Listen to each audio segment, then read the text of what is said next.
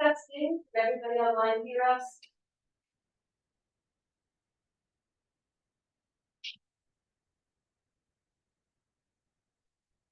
Yes.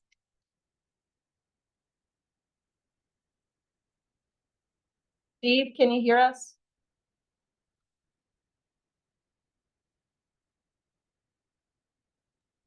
I can. I'm here. Hello. Oh, great. Good morning. Morning, Steve. Good morning.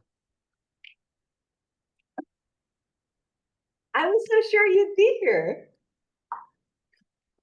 I drove down thinking, I'm gonna beat him here. Yeah, I'm really crunched today. I can go into detail, which I won't, but Okay. All right, Mr. Chair, I'm ready if you're ready. Well, first of all, do we have minutes?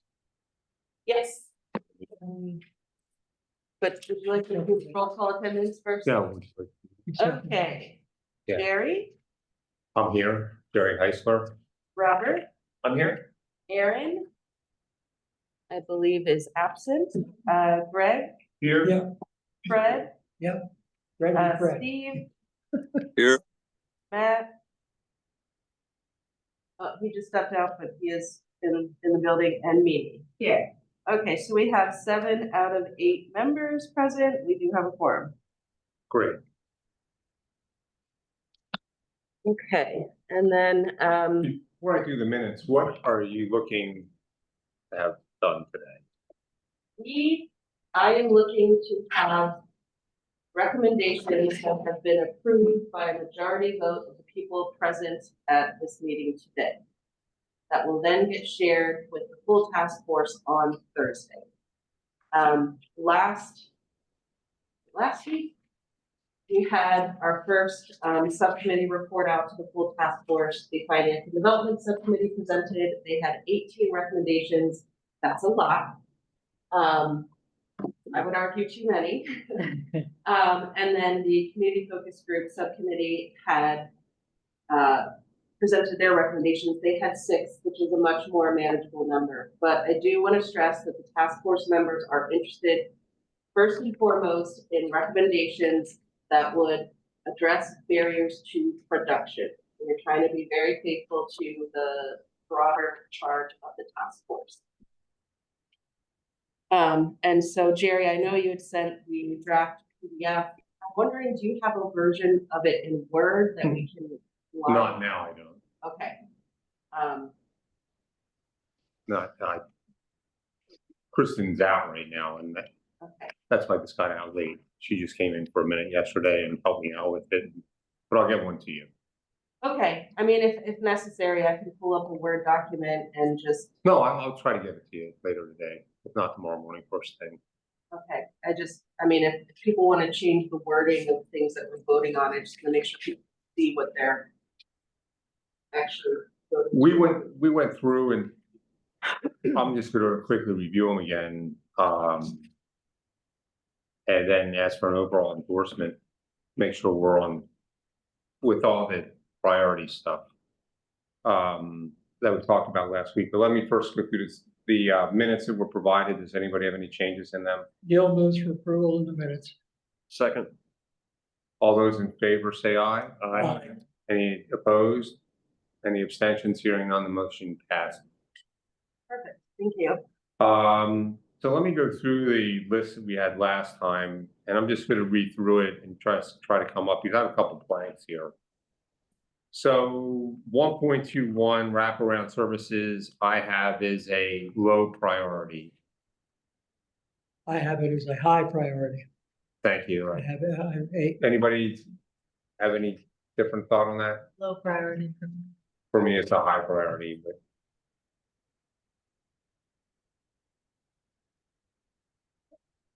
I would put it at the low middle priority.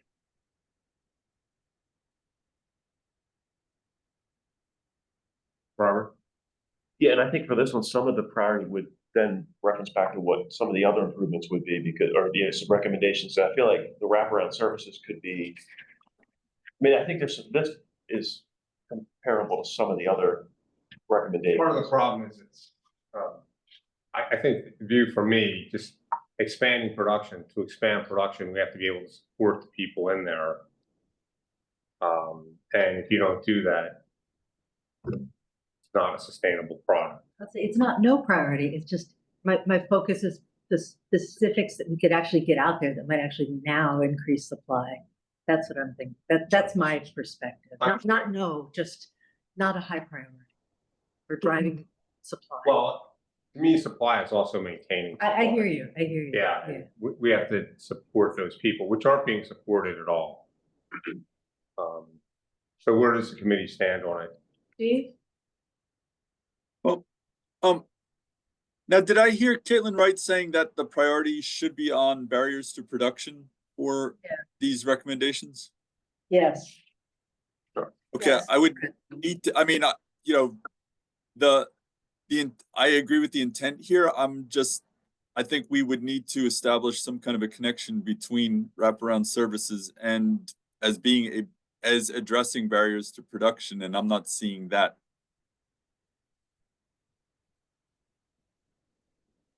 Understood. To me, though, unlike other types of affordable housing, manufactured housing is woven together because the person using the housing needs to be able to get in it and stay there. Just to build the housing and have somebody fall out of it you're not expanding it.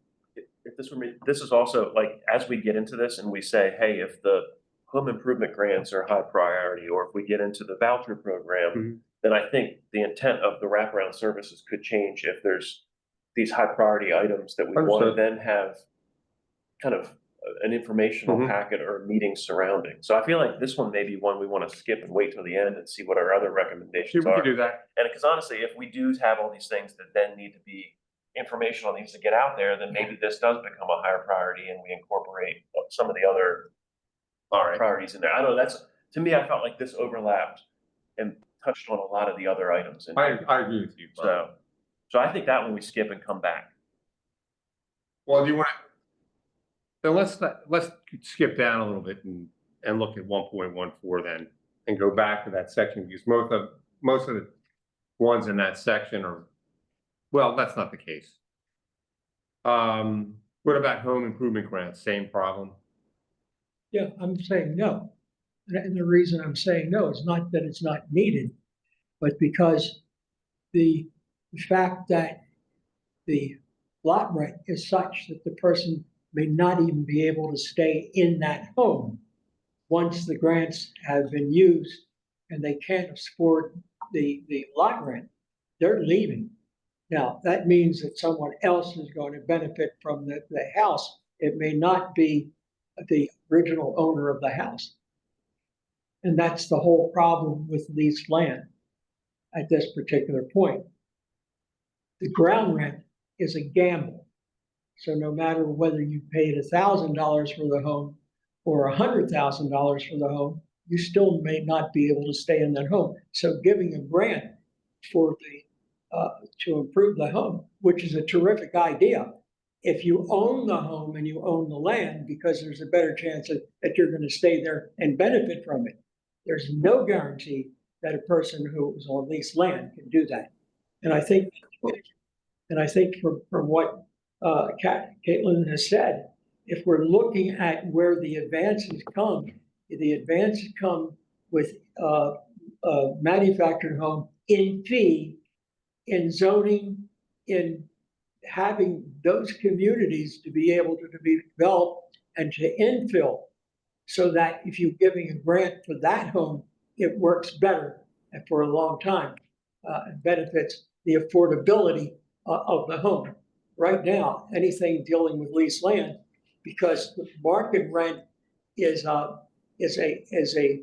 gamble. It's going to go up regardless. So we're not doing anything for those people who are basically low income and fixed income. The gap is rising continually as the rents go higher and higher, so that the affordability is for people who have more income not for people who need it in the lower income and fixed So- range.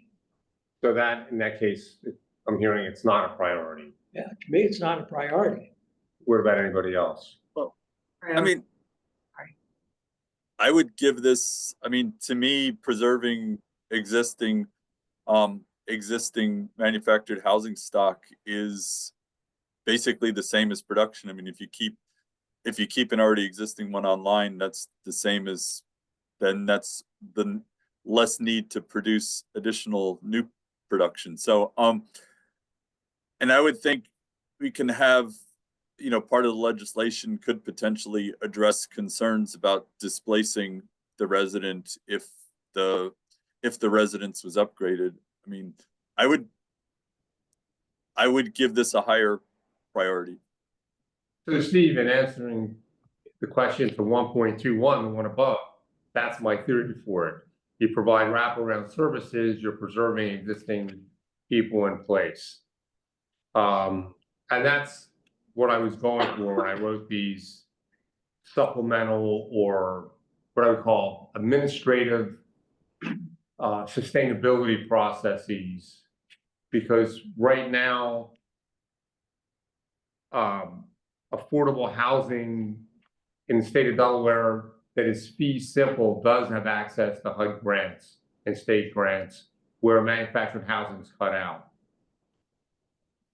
for various reasons. So I was trying to get that opened up, and I'm in 100% agreement with you, but I want to just tell you, that was the same theory for wraparound services, that we're preserving existing stock, which is the same thing as expanding housing. Is this, I mean, the wraparound services doesn't so much preserve existing stock as it's basically a tenant support program, which, again, I'm not against. I don't want to sound like, I don't want to be cold-hearted here, but that's, I mean, tenant assistance is going to be different than housing supply. Well, not exactly, because what we're seeing today is that the cost of reselling a manufactured house, not the cost of reselling it, but the cost of a resale is so substantially increased in the last 3 years. The price of housing in manufactured housing communities has accelerated even greater than actual non-manufactured housing stock. And the net result is, when that person gets pushed out, it turns into workforce housing in a sense, not affordable housing. And that's why that wraparound service program is key. Because once that house gets on the market, it's no longer in the affordable bracket. And that person typically ends up homeless in Newcastle County. We have plenty of instances where an individual has sold their home thinking they're going to get another one. They sell it for $30,000 and they turn around and look for another home, and all of a sudden it's $40,000 and $60,000 and $80,000. So we're seeing this gentrification process really pick up lately. And that's a really great concern of mine. Fred's even seen it. Oh, yeah. Yeah, and that's when he came in here and said, there is no more affordable housing for manufactured housing. And we're actually seeing that. Robert, what are you seeing houses resell for that were selling for $20,000 and $30,000 a year or two ago? Or 3 or 4 years ago? Yeah, so I actually pulled some data. So in 2019, our average pre-owned home sales was about 72,000, and in 2024 it was $100 shy of 160,000. So it's more than doubled in 5 years. So I don't know. And this also, if somebody has a substandard house and they're living there and they do need to sell it and move on, if they can fix it up and They just get the money preserved for it, value, yeah. they get a higher value for the house when they go to sell it too. So that's 1.24, right? Yes, And we're okay. saying that's a So I part, think that's a, I think we were skipping 1.21 for now, right? Yeah. Hey. I love it. I know we're gonna run out of time. We Maybe do have there to are move on. 10 or 12 that are really, we have a consensus around as Yeah. the top priorities. And then we figure out a way to, I mean, I think you did a really good job in your rewrites, your updates.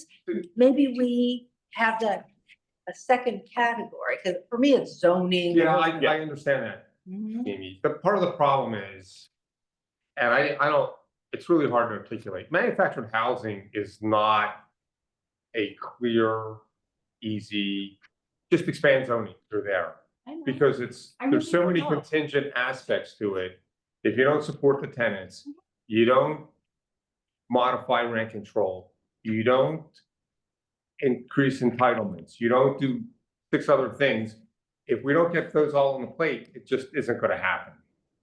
I'm just suggesting we choose the Alright. top group that deal with the specific barriers to supply up front, but don't ignore the rest. But I mean, do we start with zoning and knock out? That's some what I easy think, ones? let's just go to Let's just go to landowner that. and. That's my And top let's priority. let's get a few easy ones and then Alright. we can go through all That's this. So, What do we wanna?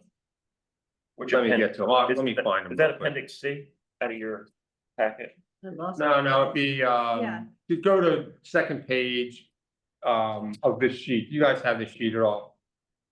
104, right? Here, take a couple of these and pass them around. 1.04, 1.05, those are my number 1 and 2. 1.04, 1.05, That's appendix C. they would be priorities in my opinion.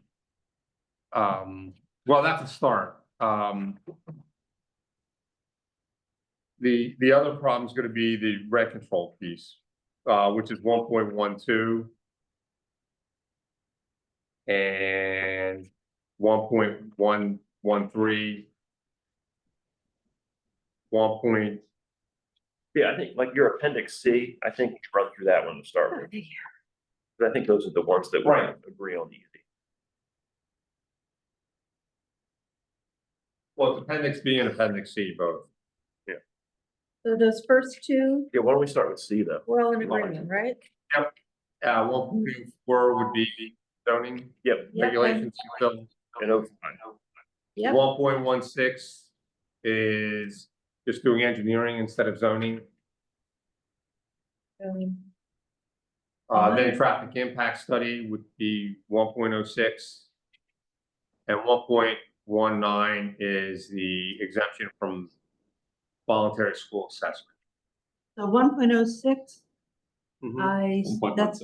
I'm sorry, I get mixed up. 1.06, the whole concept of the traffic studies and other heavy development fee kind of impacts, that's a high priority for me. No, it's not a fee. What's happening is. But the study triggers improvement requirements, and so to me, this, No. I've done development for a long time. You get a traffic impact study, then you have requirements for either funding or putting in improvements to offset, to mitigate your impacts, right? Can I finish?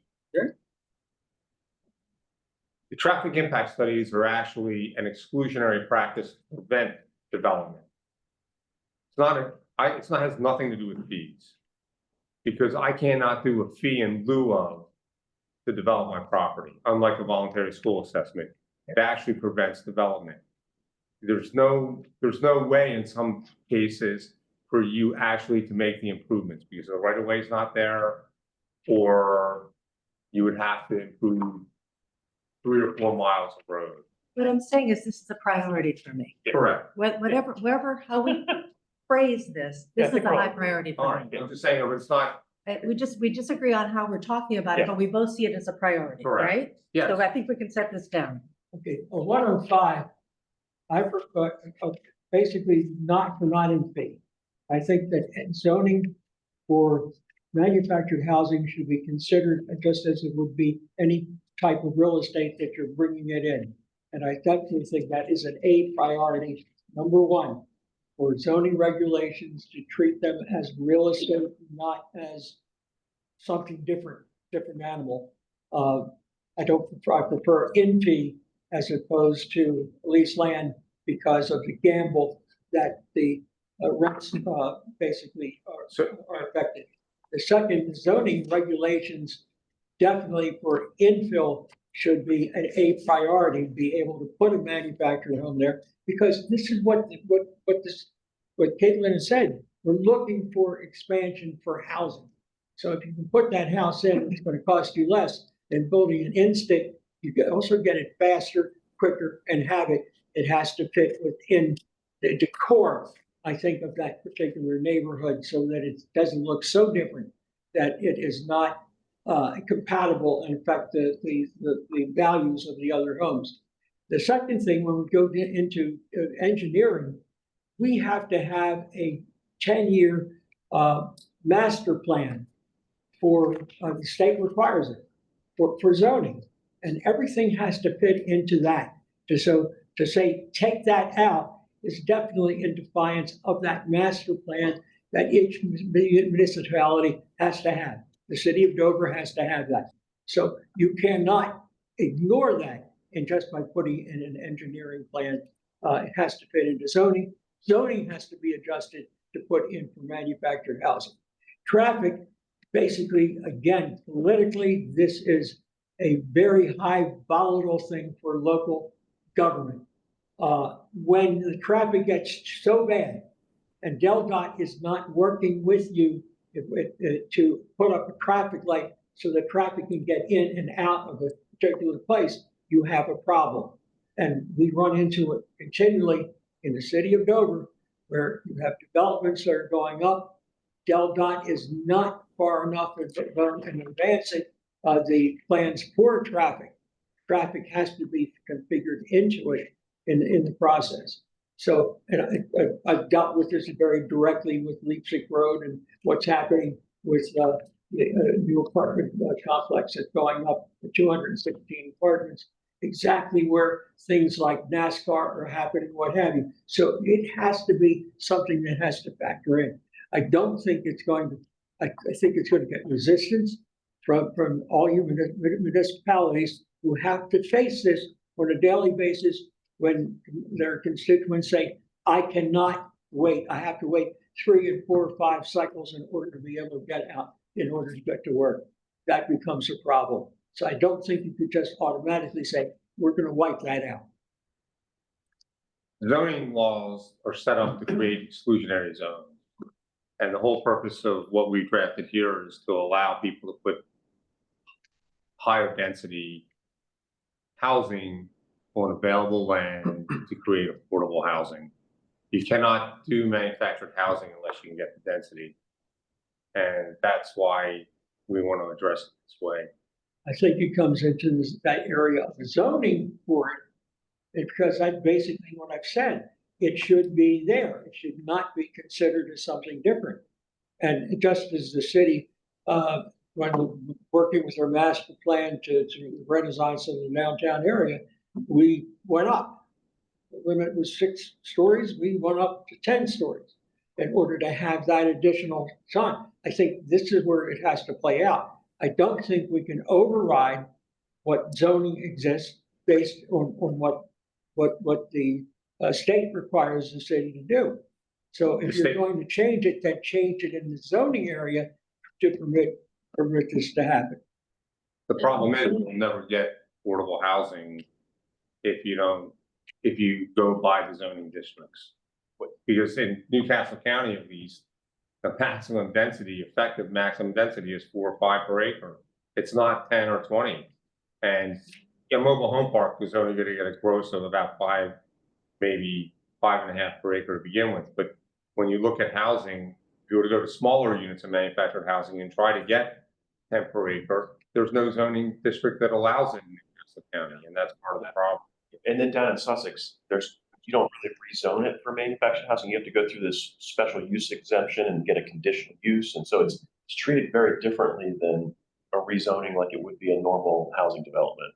So down our way, this would actually you could still put it in AR1 ground or whatever, but you wouldn't have to you would go through a different process or a more normal process than the special use. It's not, they are creating exclusive practices to prevent manufactured housing. That's what they have in county after county in Delaware. And we want to eliminate that. It just should not be there. Priority.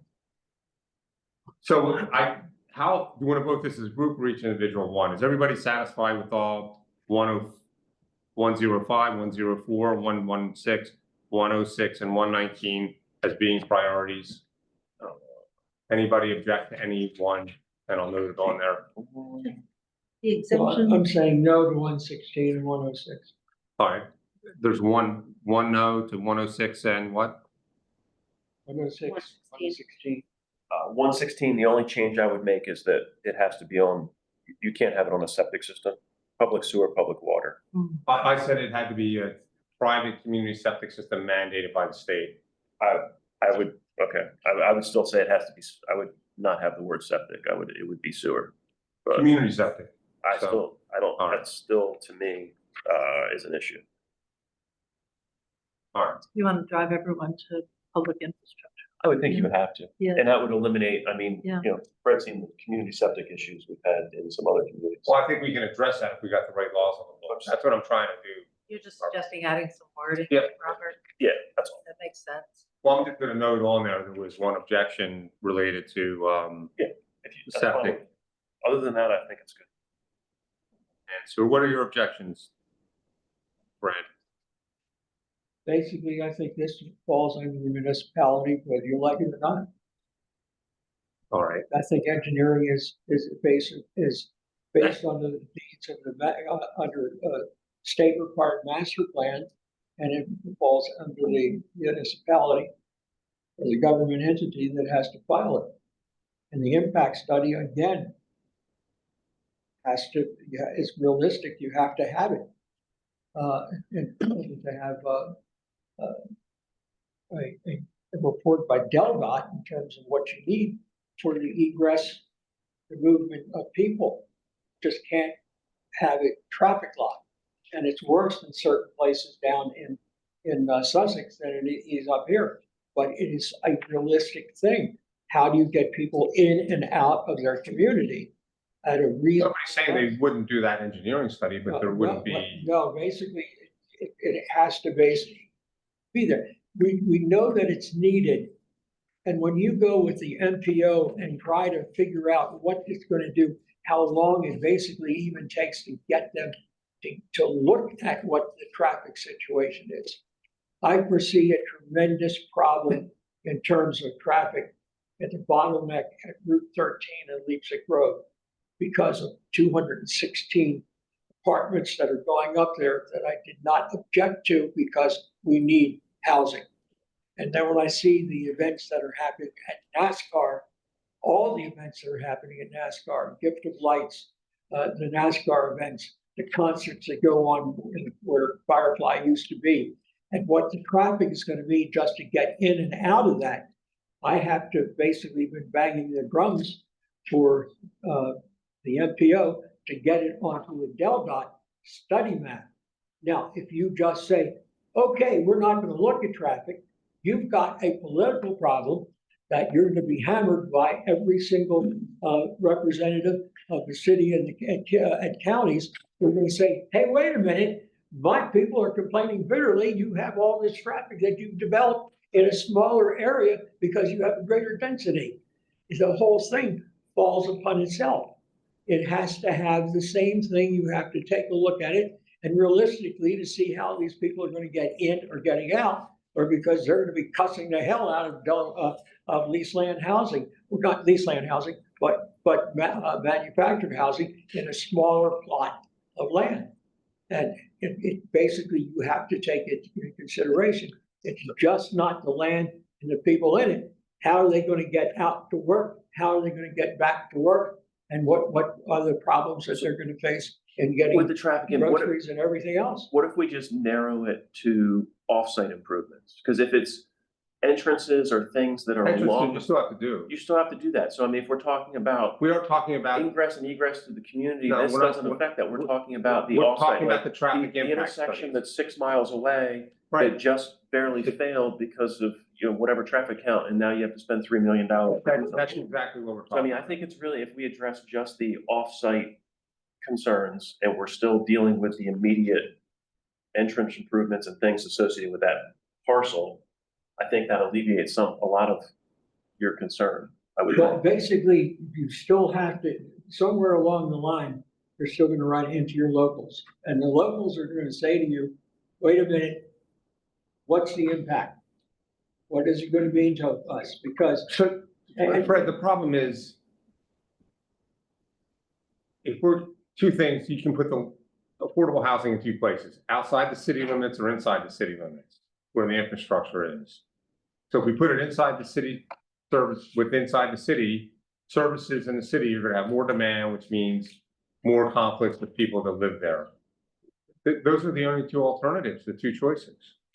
well, you're not going to have the room probably within the city to do that, or at least my city to do that.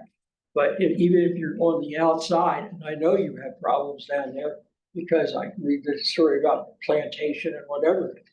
What are they doing there? What's the problems that they're having there? And what problems do you have when the folks come for the summer? I mean, there's all kinds of problems that you have. But vibrant societies have declining traffic capabilities. Yes, sir. Just a couple comments. 04 and 05, I think that absolutely makes a lot of sense. The questions I have 2 questions on 16, 6, and 19. First is, and this comes from a position of ignorance, what's the likelihood that that would ever be adopted? Because in my view, I couldn't imagine them letting you not do traffic studies for a new development is my one question. What's the, I'll call it the likelihood of success there? Because I don't want to not give it a priority just because it's got a really low likelihood of success. You know, I don't know that answer, because the fact of the matter is, if things aren't adopted very shortly, you're going to see the Mount Laurel decision come into play, which is a classic land use decision out of New Jersey. And I think some of our codes are going to be strict because it can be proven that the codes are inherently blocking the chances of doing affordable housing now when land's available. And so that leads me to my second question, which is 16, 06, and 19, and frankly broader, is why would that be limited to manufactured housing if I were building affordable apartment buildings? I don't think it should be, but we're just focused on manufactured housing here. Understood, but I think this is going to the broader committee. And to me, I do, and when I make the presentation, I'm going to say that these should be overall for affordable housing. okay, that was my. I did not, when I wrote these, I just was not thinking about manufactured housing. There's a need to have these, have continuity through the whole code related to anything with affordable housing. Got it. That's it. No, that was all I was thinking. You're There's 100% on it. Thank you for bringing that up. Yeah, And I would think anything in the zoning category is, That- that we're looking that's at what I is was probably saying, gonna right. overlap with the regulatory subcommittee, I would with think. everybody, right? So, I mean, I think if we're just reinforcing, hey, for manufactured housing, we think this is good, then maybe. Yeah, this I is just there. don't. I don't want it to look like. No, I'm not disparaging you two, but you guys obviously are manufactured housing operators, and to say that. But we do hey, other stuff too. No, I know. I'm just saying, but to say, you know, hey, we'd really like it to be a lot easier to develop manufactured housing, but to be more broad. But as long as you're doing an intro to that, that makes a lot of sense. The first thing is, when I got into business, traffic impact studies cost $5,000. Today it costs $50,000 to $80,000. But I thought you were telling her that it wasn't about the cost, it was about. It's not about the cost. The Right. problem is, that's the first threshold of it. The Gotcha. problem is now, this blocks you from doing a development period. Sure. No, fair enough. It's not a capable issue. No, otherwise, I'm good with that. I have comment, let's move on to, we'll come back to this in a minute. Let's go to Appendix D. I just marked it up real quick. And there, from what I can tell from, if we're going in this direction, Appendix B, which is 1.14, 1.08, 1.12. B is the boy. 1.25 and 1.20. 1.14 would be what I call a low priority. 1.08 would be, and I'll go through these in a minute, would be a priority. 1.12 would be a priority. 1.113 would be a priority. 1.25 would be a low priority, and 1.20 would be a low priority. So planned community zone or education, that's good to keep us straight, and we need to get it done. Landlord essential service requirement. I actually wrote this bill last year. It's a property condition report. If we want to keep our communities, this is preserving the existing stock in good shape. Every 10 years and once every 5 years for septic and private water, you'd have to get an engineering report and send it to the DOJ ombudsman for their review, and then you have to get it all fixed up within 6 months. So that's preserving the existing stock. That's So 114 and 1.08 is landlord essential services. That's A on my list. I know it is. 1.12 is grandfather existing tenants under the current rent control structure and rental assistance program. That would be a priority. I actually have a no there and a no on the new one, because basically that is not really, it's keeping it for the people that are here, but it's not uniformly governed because it's changing. It's changing by private equity that just is ignoring the law, and there's no enforceability on it. It would be nice, but the fact is, it's still stretching out the fact that anybody coming into the now community must have more wealth in order to be in the community. So it really doesn't keep the community as a affordable option. Affordability has gone, it's disappeared. If you don't have the money, you can't move in. So to Fred's point, that's why we need a voucher program and additional subsidies to support tenants or homeowners. The real fact of the matter is, one of the reasons we're not getting new communities is because of the rent control or rent justification scheme that's in place now. If that's not changed, you're not going to get any new communities, period. And this whole thing is a waste. As an So how is elected grandfathering official. create new development, I guess is my question. Where's the tie to create new It's stuff? grandfather existing tenants Yeah. that are in there. We need to protect them.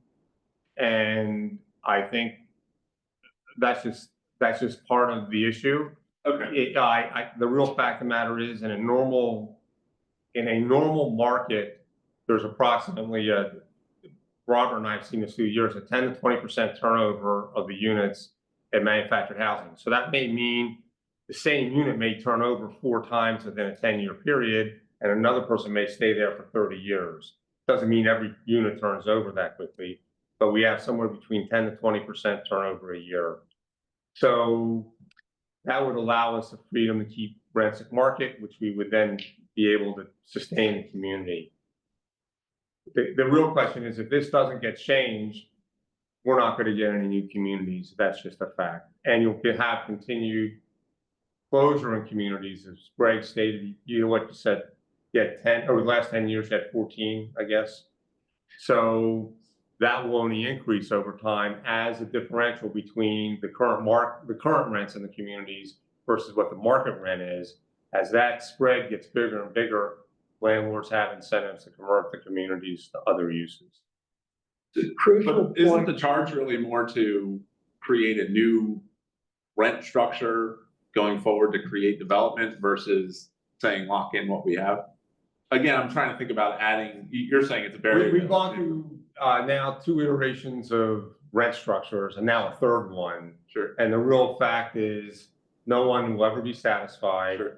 And as long as landowners perceive there's going to be the potential for rent control, they're not going to invest any money in this area. You just look at, be right there, Fred. If you look at New York City and the loss of housing for affordable housing in New York City due to the rent control structure up there, I'm just using that as an example. And you look at the documentation I provided, rent control has a really intermediate term benefit to the tenants, a long-term disincentive to build new units, and decreases mobility. What I mean by that is you're in a rent-controlled unit, whether it's manufactured housing or an apartment, and you've been there for 30 years, you're going to get your son or daughter to stay in there now. It's a great deal. So now people who need the rent control unit aren't even going to get it. And they found that out historically. Go ahead, Fred. The problem that I have as an elected official, I'm going to use taxpayers' money. Will you show me where that taxpayers' money is going? If I can't see where the taxpayers' money is going, how can I invest the taxpayers' money? Because I don't know whether it's going strictly to profit or whether it's actually going to the maintenance or the control of the property. That's a great question. That is the biggest problem that I have in terms of whether it's vouchers or giving a subsidy for this purpose. I'm willing to give a tax credit for a person coming in, but to give the tax credit means that that person has money that they need the credit for, as opposed to a low income or a person with limited income who does not have to pay who pays very little in the way of taxes. And that, That's where the gap is in this whole conversation. no, it's not, that, because if you look at 1.08, the landlord essential services requirement, by having that in there and having that as a continual evaluation on the park, you're gonna see if the investment's made. Part of that landlord essential service requirement is if that park doesn't meet the standards or that community doesn't meet the standards, they cannot raise rents until they bring it up to standard. And we're using an ASTM standard for that, a national, international standard for that. And it's really important to realize that you can't do one without the other. And I hear what you're saying, but I started on this whole process of trying to get standards for, and this all came out of the Adams Street deal in North Wilmington, where that guy ran that property into the ground. Those individuals and families were living in horrible conditions. We can't allow that to happen. The government is not going to be a policeman on rental properties, manufactured housing or apartments. We have to mandate, if you want a rental increase, you have to do a property condition report. And if you don't turn that in, you can't get rental increases. And that's the bottom line. So for us to have 1.12 and 1.13 to work, we need 1.08. And that's done by a third party. It's not done by Jerry Heisler, scumbag, landowner. That's why I have A's on both of those. I know that these are really important discussions, but I'm mindful of time. We've already spent almost an hour and we haven't actually voted to approve anything. Now, we did the first, We haven't had a roll call We vote. haven't had a on oh, you want a anything. roll call Yes. vote? All right. We If we have, do that. we have to for the sake of transparency. All right, we will. But, so what I would like to suggest is to go back to the zoning related ones where there was consensus. Look at the actual language, not just the little blurb, but the entire write-up that you have for each one. Review the language, make any edits if they're necessary, and then have a roll call vote on each. That's how this has to happen. This is what the task force is expecting to see. So the problem's gonna be, I don't know that we're gonna agreement on the edits. I was gonna note the edits during the presentation. In every other subcommittee, we have live edited during the meeting. We take the draft recommendation. This is the idea. We talk about it. Does it need fixes? Let's fix it. Get it to where everybody's happy and then we vote on it. There's no time for another meeting for us to vote on edits after the fact. Now, let me go to appendix C real quick. So should we start with 105? Right. Let me get it real quick. 105. On big screen for online. Do I have a motion for title 10? Do you want to do these as a group and pull them off? First of all, there was only 2 that needed edits from what I heard. So here's 105. Well, no, let's do it this way. Just do 105 and vote on it. All right, and 105, is there a motion to vote on 105? So moved.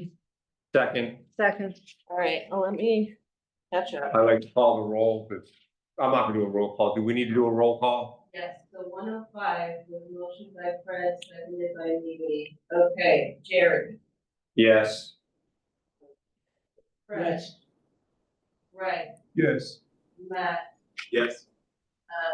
Robert. Yes. Mimi, yes. Steve.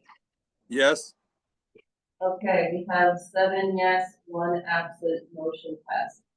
Can we do 104 and 119 together? There's no discussion. I think, Just do them one at a, we Yeah, just just do do one at a one time. well, 104, do I hear a motion for 104? So moved. Second, Second, Okay, so Fred. All right, Gary Heisler approves 104. Fred, Yes. Greg, Yes. Robert. Yes. Matt, Yes. Mimi, yes. Steve. I hate that last. yes, Okay, that last sentence.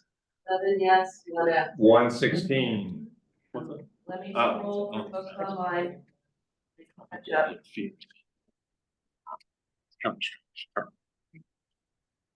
Do I hear a motion for 116? I'll move. Hold on, I'll ask for discussion in a minute, Fred. Is there a second for 116? I'll second it. Is there any discussion on the motion? I've already made the discussion. You need to do it again, it's a formal. Yeah, basically, no, I don't believe it fits into the state requirements of a master plan each 10 years. Any other discussion? I would, I don't know if this is the right time to do it, but do you want to do 16, 06, and 19 as one recommendation? No, they don't. Or they don't really, no. Alright, So, 116, I hear Fred saying it doesn't fit in. I think it does fit in, and I think it's a good recommendation. Robert brought up the problem with community septics, but in there it says the land has a community septic system which is run by a third party under dead and earth review on a 3-year basis. So, or public sewer. So it's pretty narrow and limited, and the same thing for private well for water. So is there any other discussion? I'd like to take a roll call. Jerry Heisler approves as written. No. Okay, Greg, No. Robert, Yes. Matt, yes, Amy, Yes. Yes, oh, sorry, Steve. yes, So we have 5 yes, 2 no, and 1 absent. Carries. Traffic impact studies and manufactured housing communities. It's the next one, 1.06. Do I hear a motion? Move for consideration. Do I hear a second? Second. Any discussion? If you read it, it's fairly explanatory that you have to have 20% inclusionary inclusionary affordable housing in the subdivision with an income less than 40% to meet the criteria to be waived out of the traffic impact study. It doesn't say anything about traffic engineering, it just says about a traffic impact study. And you don't do the traffic engineering as part of a traffic impact study. So they're 2 separate parts of the process. I would amend that in the discussion phase, that it is the state that would, under the circumstances, would be the ones who would pay for the impact study and not for the developer. Because I understand that is the problem, is that the developer will make that property less affordable for people who are buying it. Does that sound right? State would pick up the requirement. Well, I'm not following you. Basically, you say it costs the developers $500,000, No, $50,000. yeah, but the traffic impact study is not the problem. The results of the traffic impact study preclude me from making, allowing me to develop my property. Part of the issue is the equitableness of the responsibility of traffic improvements. That is, let me finish, Fred. That is, the last person in has to pay for all the traffic capacity that was used up prior to when I come in. So as a result, I'm paying for everybody else who made their developments before me. So I have to make really big investments instead of collecting money along the way for each person that added a car capacity into that traffic district. I have to pay for all their sins. And that's not fair, whether it's manufactured housing or building $1 million subdivision per unit. We do not have an equitable process of traffic contributions in the state of Delaware. It's the last person in who pays for it. To piggyback off of that, I did a presentation to the Sussex County Council and Planning and Zoning Commission last week, along with Rachel Stucker from Housing Alliance and Mike Ryman from Home Builders of Delaware. And he made that exact point. One of the Home Builders' top legislative priorities this year is, as I understand it, the creation of a statewide TID. Correct. Because of the issue you just described. If you have an intersection with 4 corners, somebody develops the first corner, it has a traffic impact, but they don't have to pay yet because that intersection doesn't fail yet. Then you have another property on the next corner and the next corner, and it's the last person to develop who triggers the failure of the traffic intersection, and then they are on the hook for paying for the improvements, even though all the previous developments contributed to the traffic issue. And that what has to change and not just the study. I And just- that has to, that's what has to change. And that's what I would recommend. The thing is, that has to change. So that in order to have the affordable housing, that has to change. Well, guess what? It's, nobody's changing it right now. So for us to do affordable housing, we need an exemption for affordable housing. Otherwise, we're not gonna have any. I will agree with that, with the notation that the system has to change. I agree with that, but Okay. I can't make that. All right, well, I'm making it. Well, I support my proposal as written because we want to do something now. I can't wait for I a would wish say down there. no now, but I agree with you. All right. All right, is there any other discussion? Hearing none. I'd like to take a vote. I support 106 as written. Yes, Fred? No as written. Okay, Greg, Yes. Robert? Yes. Matt, Yes. Amy, Yes, Steve? That's Steve. I can't, couldn't hear that, but yes is written. Okay, great. So we have 6 yes, 1 no, and 1 absent. Motion carries. 1.19. This proposal is relating to voluntary school assessments. I did a study and a lawsuit against the state regarding discriminatory practices, which I lost, regarding voluntary school assessments. Right now in Christina School District, it's $10,000, whether it's a manufactured home or a $10 million home. Pardon me, it's a $10,000 fee, whether it's a $70,000 single wide for a new community versus $1 million home that has 7 bedrooms. I think that's unfair. So if it is affordable housing and we're trying to get it done, we need a waiver on the voluntary school assessment. And that's what this speaks to. So moved. Second. Any discussion? I'm sorry, I missed a second. Is that you? So are there restrictions to this exemption relating to affordability, or is this for all manufactured housing? I'm not seeing language on that. Fee for all manufactured housing for a new community.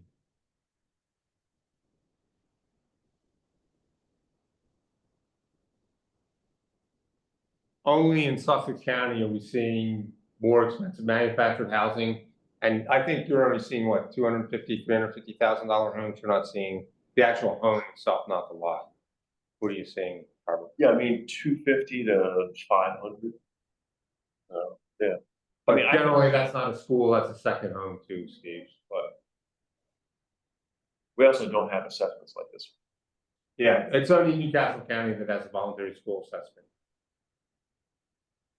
so if this is a discussion point, I'd support restructuring this, so we have reduced assessments or elimination of assessments for restricted affordable housing. Not for all manufactured housing, but for affordable housing. I mean, How do you define affordable housing? we had in the other one 20% of a project. Yeah. I mean, for new projects, we could do something like that. Just kind of like the other one. I'd be fine with that. I agree. So would we be adding in I mean, there is one definition of affordability, whether you're paying more than 30% of your gross income on housing costs or not, period. I would look at workforce housing as the reason I didn't restrict it is because I want to include workforce housing. We're not just addressing 40% and below, we're looking at people with Yes, median but income. Anytime we talk about housing affordability, and when I say we, I mean DSHA, we talk about affordability for a specific Mhm. level of AMI, which could be higher than. Right, and so one of the things that happened in Newcastle County about 10 years ago, we used to have a workforce housing ordinance that actually promoted workforce housing. Communities got really mad at it because it was being dumped below the canal and they stripped it out of the code. So that ended the building of workforce housing. So now we have nothing really in the $400,000 level or $350 level to any extent. And we need to be addressing that as well. Because that's where school teachers live and that's where other people live. And we need to be supporting those people, just not people below 40% and below.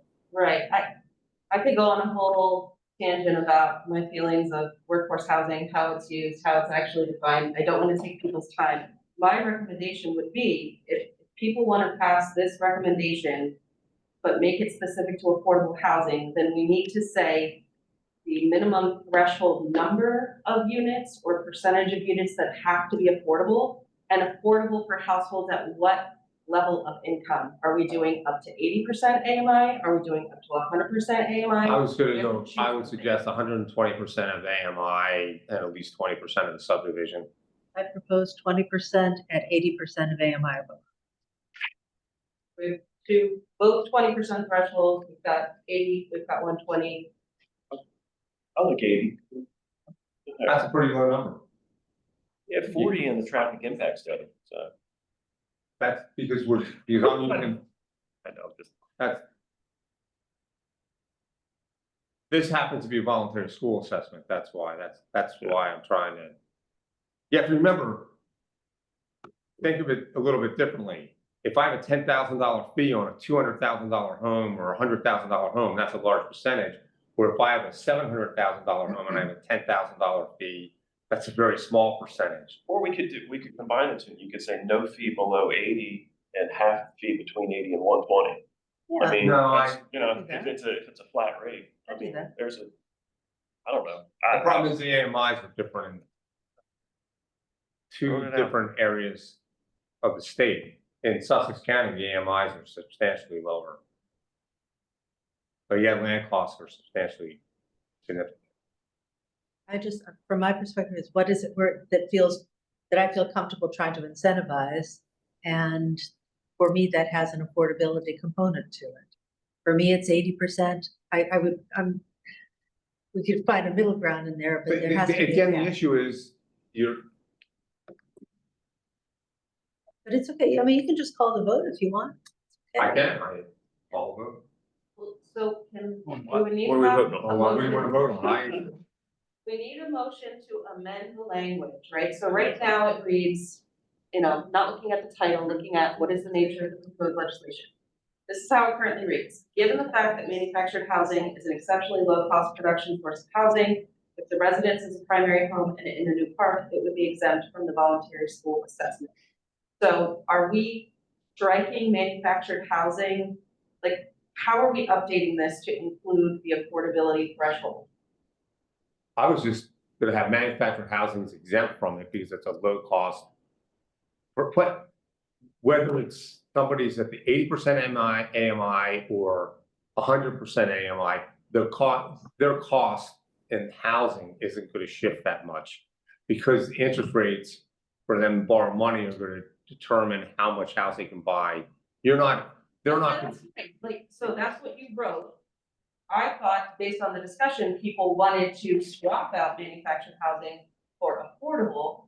Are we not doing that? Like, I just need to know, what are we voting on? My proposal is that it includes affordability provisions, as we described. So I guess, do you want to make a motion to amend the language? Sure. I make a motion to amend the language to have for the exemption to apply of 20% of the units are for people at 80% of area median income or below. So then, is there a second to that motion? Second, Okay. So then we vote, and this is just to amend the language. yes. So Jerry, No. Fred, Yes. Greg, Yes. Rob, Yes. Matt, Yes. Mimi, Yes. Say yes, Steve. yes. That's 6 yes, 1 no, 1 absent. Okay, so then now, We'll go to the next one. We have to go to the motion. that was just to amend the language. Right. Now this would be to vote on the actual updated language. Do we need a motion? Yeah, your motion is, I made the motion. Okay, so Fred has made the motion to adopt recommendation as just As amended. amended. Matt, are you seconding?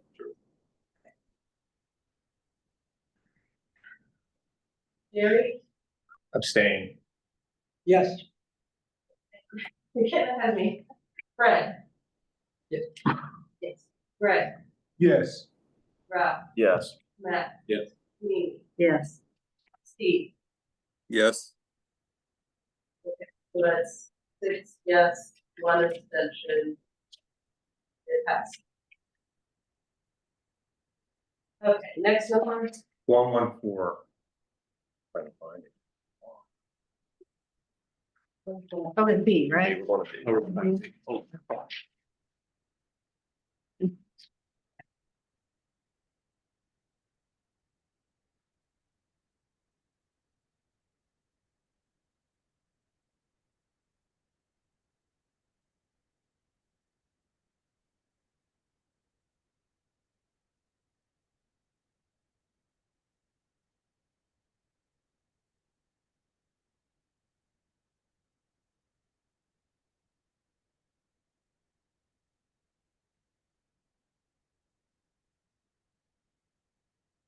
Oh, One one four is landlord community management education. This would be a low priority. Education. Yeah. I move. To accept. Any second?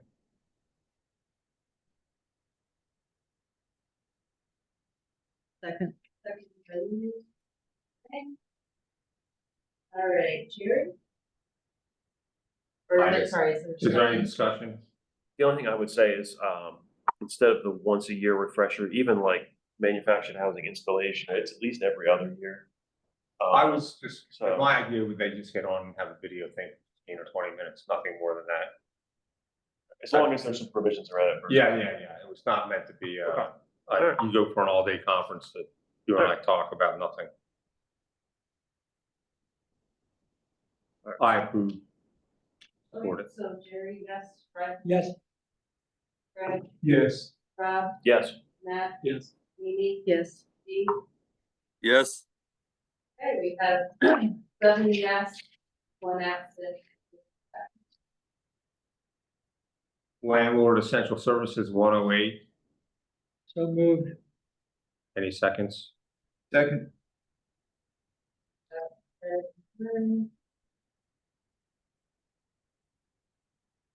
Any discussion? The only, the minimum standards that they would be, is that what the community was approved at? I mean, I just don't wanna see. Yeah, so it All of a wasn't, sudden, you know, there's some. no, that the idea was not, now that they require paving in Newcastle County. And it Or was like built everybody's back in like, the let's go 50s. curb and gutter everything. And you Right. gotta meet No, all it's those not other- meant to okay, do that. all right, so it just meets the standards as approved, okay. Then I'm good. Well, it's actually looking at operating stuff, Robert. Oh, the sewer works, the water works. Yeah, but I mean, you're gonna look at roads and. Roads, to make sure there's no other- potholes, And other right. infrastructure and things like The that. real So, yeah. problem is gonna be somebody has a tar and chip road and, just heaved apart. Yeah. That's gonna be the issue. Gotcha, okay.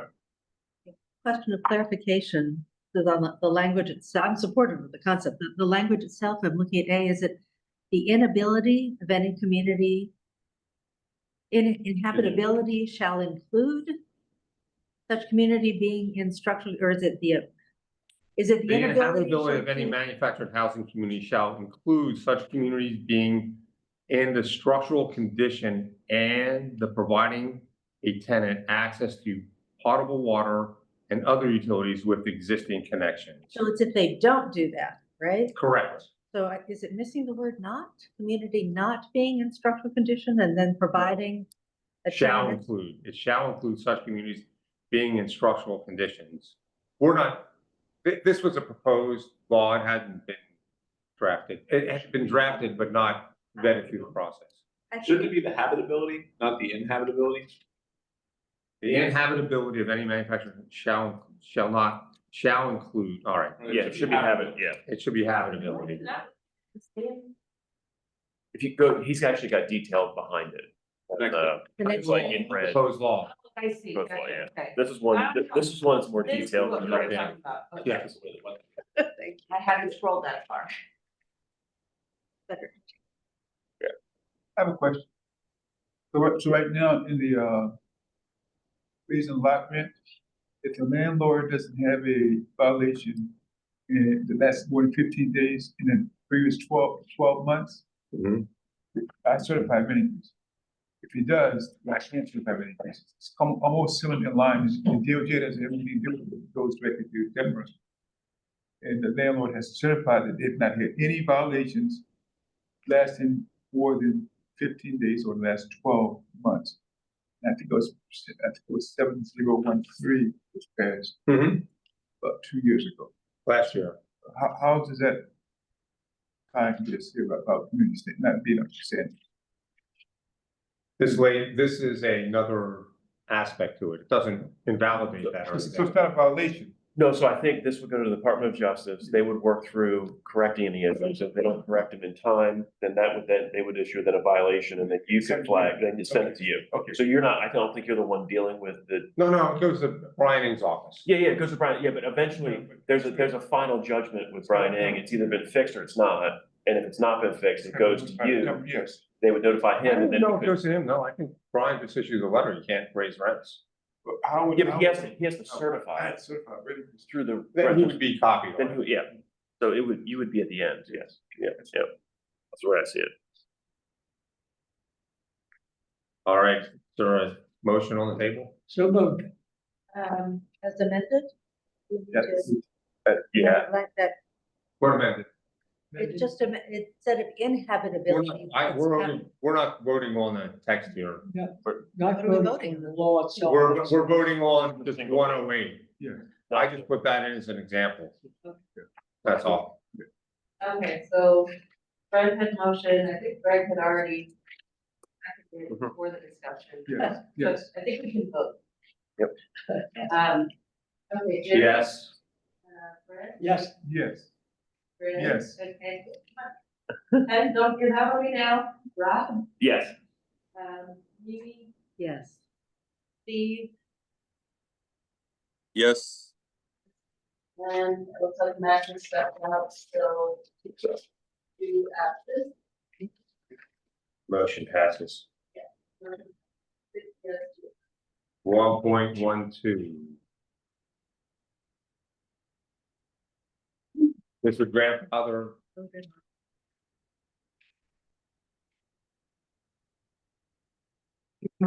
This would grandfather, existing residents or homeowners into the rent control structure and rental assistance process.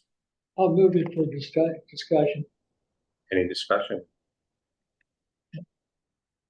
Just to reiterate, it basically, Well, we have to have a motion. I moved for that. We have a second. Second. Go ahead. Any discussion? Okay, basically, the only industry that I know of in Delaware that is guaranteed a profit are manufactured home lease land communities. That is subject to change, and basically that law, the transfer of leases or the current law is not even in effect.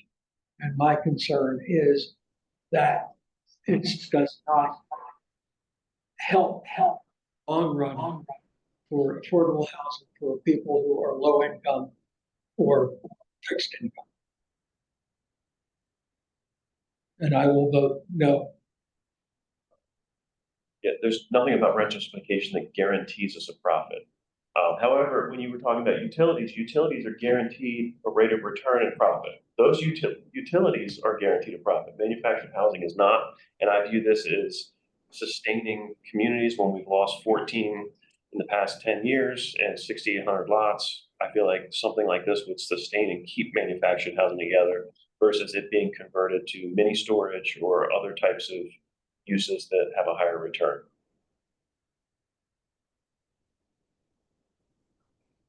Given the loss of communities under the current structure, why would keeping the current structure keep the current communities, I guess, is my question.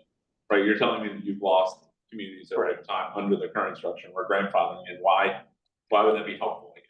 Because I feel like it would keep those rental restrictions on the existing units And then it would be, as units were sold or whatever, it would be kind of, those units would then come back online at potential market rates.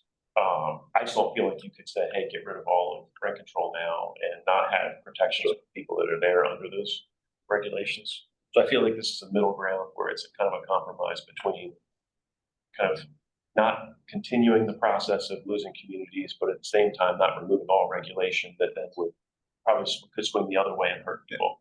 So I feel like it's at least it's somewhat of a balance in there. I'm just stuck on the first part though. Yeah. That if the current market, the current structure is incentivizing people to convert to mini storage and other things, why would we want to perpetuate that? It is the hard part that I'm struggling. We're not. Unless the government steps in and is going to provide some type of assistance for the people who really need it, those people would definitely be pushed out. And we're trying to provide a buffer over time to satisfy that need. But by relieving the pressure on the community owner by saying, hey, over time, you're going to be able to get the market without having to worry about it, it gives them enough breathing room to say, all right, I'm going to hang in there and keep the unit there. There are more and more people talking about converting their communities. So we're just trying to make it happen.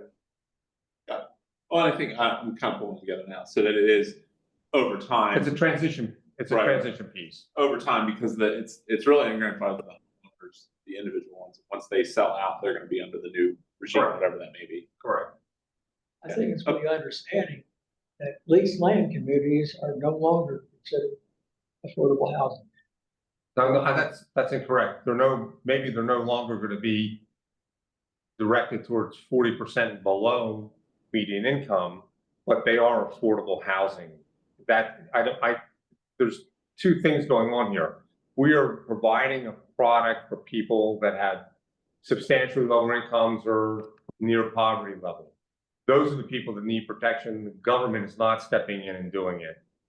We are actually doing that service now. We provide rental assistance programs that cap somebody below the 40% median income, and we can only have no more than 30% of their income, period, related to paying rent. We are doing that now, and we're not getting any tax benefits or credits for it. We are the only state that does it, but probably the only industry in the country that has that type of rental assistance program. That's not a sustainable model. That's not sustainable. So the question is, how can we transition out of it and provide protection for the people in there? And this is what I was trying to do. And the gap, why? I'm not disagreeing with you, Fred, but there's a bigger gap if we close the community down. There's a real big gap if that occurs. And I understand why you're saying no. Any other discussion? I mean, it kind of goes back to what you were saying earlier, Jerry, about the wraparound services. And, you know, without the wraparound services, then the units are going to go up to market rent. And it's kind of seems even more direct here that without the protections that, you know, we're going to lose the affordable housing to all but those who are then grandfathered in, which means it'll be a more gradual process. But the other question I have is, you know, if we take away the rent control, then do you expect there's going to be kind of a rebirth of manufactured housing development in Delaware, despite the national trends that are that Delaware is currently kind of fitting right into? So great question. This is a yin and a yang type deal. Unless you get entitlements changed, and unless you get rent control changed, unless you put wraparound services in place, we're going to become a moderately priced housing product.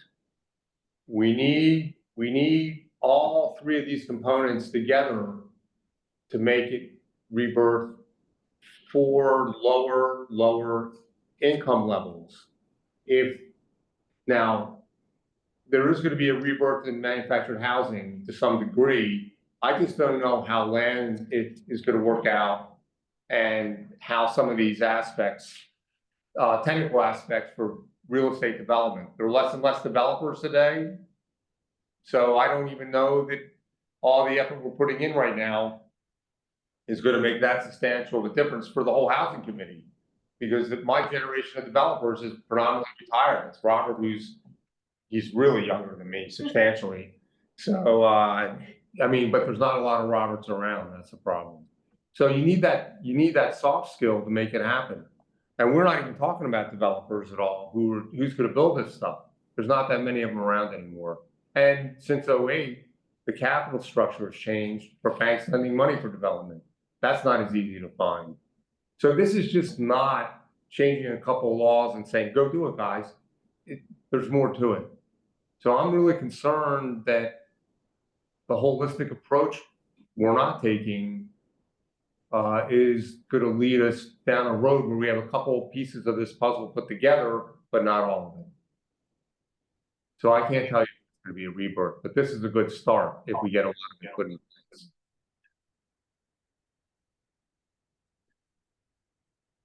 But it also comes a risk that if it doesn't lead to a rebirth, then we support this, we also lose affordable housing. We're That's my losing concern. ground no matter what. It's being gentrified out all over the place in the manufactured housing world. Right. I'm literally stunned. Units that were going for $5,000 5 years ago are going for $40,000 and $50,000 a day.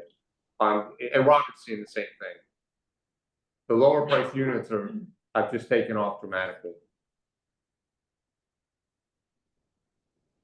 So you're saying that you're basically saying that the rent control that's currently in place is not effective at maintaining affordable housing stock?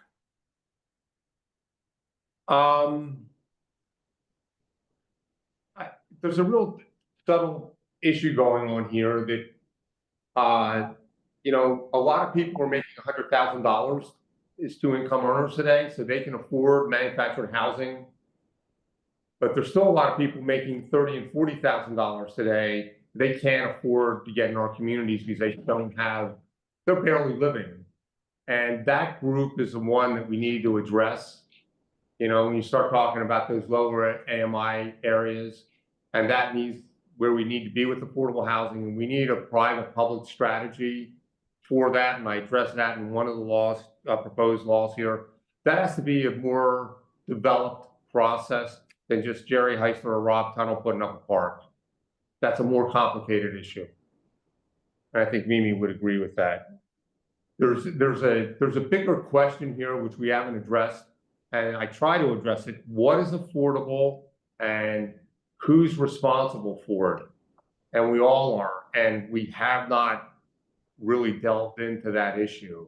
We're just trying to put, oh, it's below the 40% AMI, let's have people there. That's just not an easy thing to do anymore.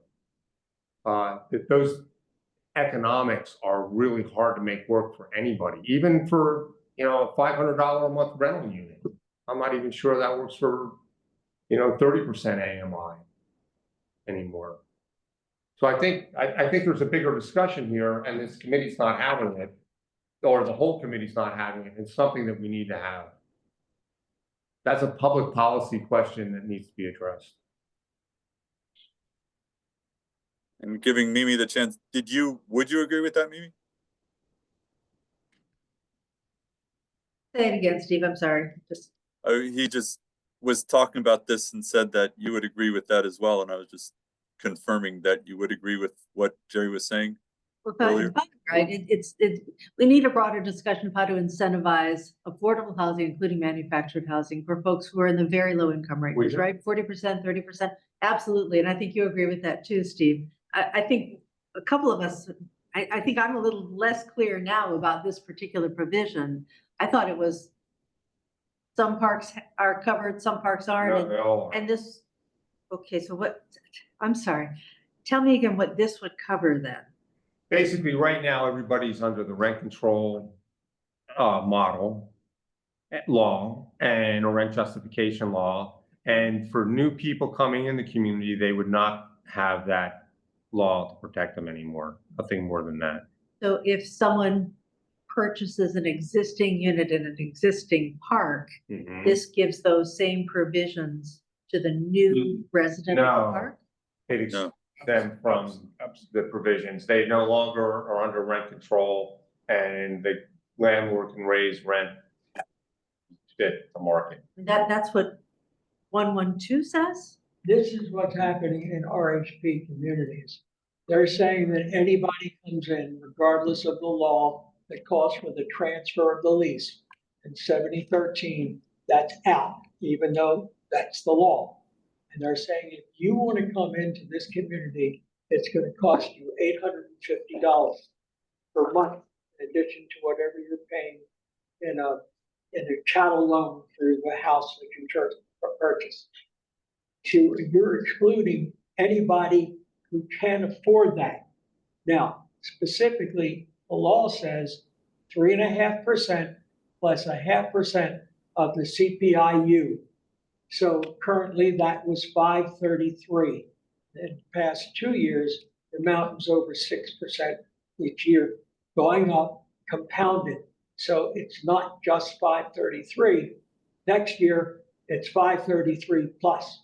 So the compounding is constantly going up. Now you're removing that and you're officially saying you can charge anything that you want. If you don't want to charge $850, you can charge $1,000 if the market will bear that. That's it. And basically, I'm saying the gap has disappeared for the people who are low income and fixed income. They can't come into that market anymore. They So- cannot do that, even if they're buying a house for $10,000. If the individual having an old trailer park in it, as opposed to my community, they can't buy into that because that's what the market is calling for. And that is the gap between people who can afford it, who are in this low income bracket. That's why I say manufactured housing on leased land is kaput as affordable housing. Just real quick, and maybe I turn my head in knots thinking about this, but are we kind of going, is it a little bit counterintuitive and just tell me if I'm wrong, but you're saying the current market isn't sustainable to develop new developments, right? Because you need to get more of a market rate to create new developments. I guess what we're saying is that the current rent is maybe not even sustainable now, but yet you're going to create new developments that are less affordable, even though there's going to be more houses. That's where I'm struggling, right? Is that, am I? No, the old model of manufactured housing doesn't exist anymore. And what happened was some landlords got aggressive and started raising rents. Robert and I were one of them.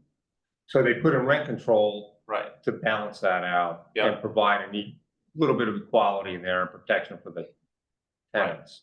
The problem you run into now is they took the incentive away to build new parks.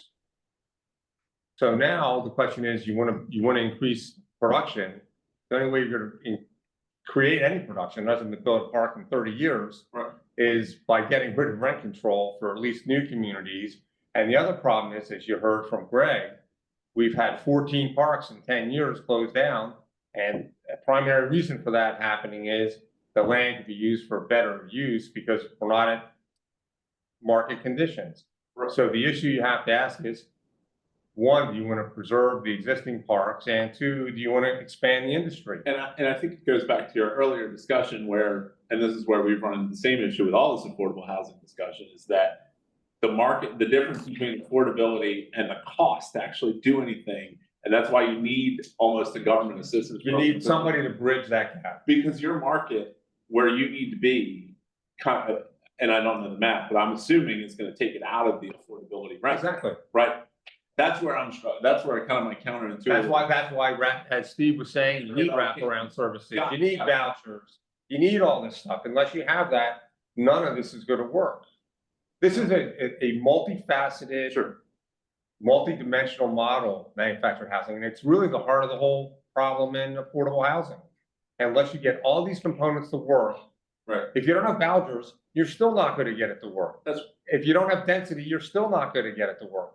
If you still don't do something with traffic investment, you're not going to get it to work. So all these components have to be part of it Or guess what? You're wasting your time. Yeah, go ahead. No, so I thought we were on 112. We are. Yeah, So on 112, my question is, I want to make sure I understand this. This is for people who buy somebody's existing Exactly. manufactured home in an existing community, and this says that whatever the rent structures are currently in place would apply to the new person? That's how I'm No. reading the nature. They says any rent protections that are in place, current with homeowner no longer transfer to the new home. That's not what I'm reading. When I say the nature of I'm reading the nature of the proposed legislation. Existing homeowners and manufactured home communities as the state proposed Maybe would be grandfathered into the current law, and they would be protected by the existing rental. It says only so it's just, they're grandfathered, the existing tenants are grandfathered in. So didn't you guys already say though that all existing tenants are already covered by rent control? But I Right just don't now. understand what this is doing. It's Well, just- what this does is it basically makes it easier to then discontinue the rent control. So this couples with that proposition that I don't know what the title number is, but I mean, it's pretty pointless to do this if we don't also vote yes to get rid of the rent control. Right. It's 713 in the law, and I think it was probably passed because the judges say the equity of the home is a certain value. So 713 says that you have the right to transfer that lease for the end of that annual period. Somebody buying a home, that'll buy a home that has a rent that is $700 per month, but then enjoy that $700 till the end of the lease. But then they would then be qualified under the continuation of the guaranteed 3.5% plus 0.5% of CPI. You continue on. So As I understand it, what this does says, when your lease is up, or you die, or whatever you sell, that's gone. And even if it's your family member who is an heir, cannot move into that house at the same price that you had. You have to then have to pay the higher rent, whatever that rent is established for. I don't think that's what this is saying. I think that's your confusion. This is just saying the current homeowners are protected. I think you're saying there's another piece that says rent control. And actually, Senator Hoffner is working on that bill. Right, I think that's the Am I confusion, right? Is this only, this part only? It's only saying current Just rent the rent. owners are grandfathered in. That's right. In the future, another homeowner in the future is not grandfathered in, and changes can be made. That's all it's saying. But if there were no change to the rent control, So this would be superfluous. We're running out of time. So Yeah, go I'm ahead. good. Yeah. Sorry. So can We're talking about the other one so any much. other discussion? I'm gonna call a motion. Solid. All in favor, say aye. No. No, We gotta No. go individual, an individual. Jerry Heisler, yes. Neil, no. Greg, Abstain. Rob, Yes. Matt, Yes. Amy, Yes. and, Steve. And I abstain. Okay, so we have I want- 4 yes, It was always- 1 no, 2 abstaining, and 1 absent. 113 is basically all new manufactured homeowners and existing communities would not be subject to the current rent control regulations. Move the motion. Any second for that? Second. Any discussion? Yeah. Well, I'm saying, just to clarify, this is the second piece to that first part, Exactly. right? Got it. Okay. Correct. Yep. So here's what I'm thinking, that for manufactured housing subdivisions or modular housing subdivisions or panelized or whatever it is, the new stuff coming in, it's affordable by design. right? So it's coming in less expensively, you're creating that already. That's a benefit. If you don't take any public assistance for it, I don't know why you'd be subject to rent control. If you are taking public assistance to support the development, then it seems to me like a percentage of the units should be reserved as affordable housing. It basically. That would be a discussion between the public authorities and you, not something we legislate in the law. If it was in fee, that's great, but as long as you have this rent underneath of it, it places an unfair burden on anyone coming in who thinks it's affordable, simply because the landlord only takes care of the ground and what other amenities they provide. You have the total responsibility of the maintenance of that house. And if that rent goes up beyond the cost of your roof that you eventually have to repair, that is going to replace, that makes it less affordable. So you have this whole thing coming in where only people who have wealth or more wealth coming in to buy. It is not affordable. Basically, the house is affordable, more affordable to buy, but not the rest of the cost. So this is not for affordability. This understanding that there's no limit. The sky is the limit. And it's a crapshoot underneath because of the land, whatever they're going to charge for the land. You have no control over it whatsoever. So you're back into the same problem that we're having, that you just passed and said, okay, new people coming in don't have to worry about it. That you're going to have rent increases that have no limits whatsoever. It's not affordable. And I come back to, I think the technology, the construction technology is part of what makes properties affordable. If you're not taking public funds, then not so much seeing the grounding for rent control. If you are taking public money for infrastructure improvements, for vouchers, for what you call affordable housing trust fund money, then that changes the equation. I'm opposed to any new lease. We're limited time. Any further discussion? Hearing none, I'd like to call the motion. I support it. Okay, so Jerry, yes, Fred, No, Greg, Abstain. Rob, Yes. Matt, Abstain. Amy, Abstain. and Steve? You're muted, by the way.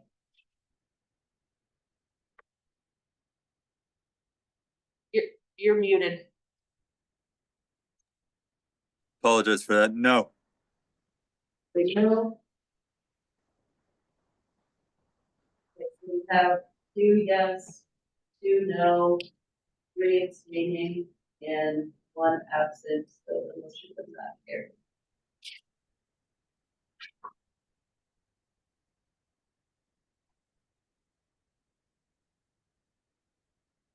All right. 125, landowner community education grants, low priority.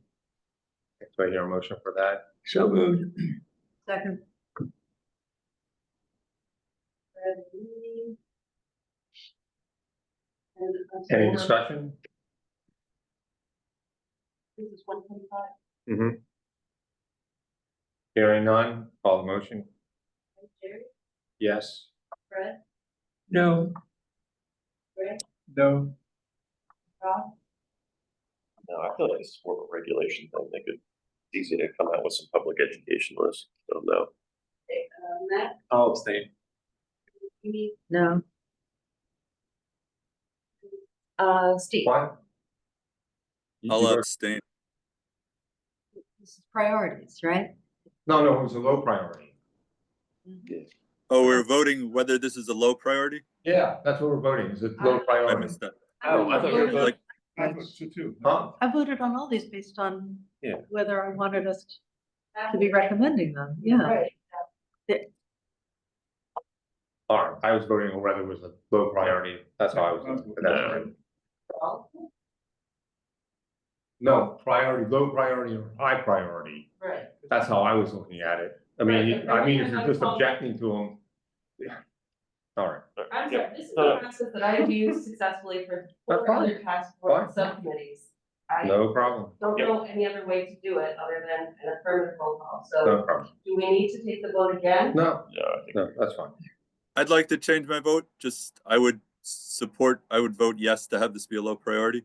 What is- I'm now very confused. Forget it, I was doing it differently. I thought we were voting To recommend. to recommend, not whether it's a low or Yeah. high Fine, priority. that's fine. Yep. Yep. We keep moving ahead. So regardless, we have 1 yes, 4 no, 2 abstentions and 1 absent. Yep.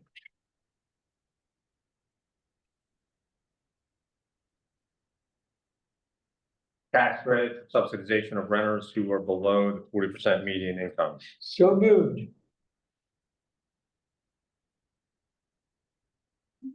Hearing second, or second? I'll second. All right, any discussion? Is the tax credit the most effective way to do this? Just one way. Okay, that was my own thinking.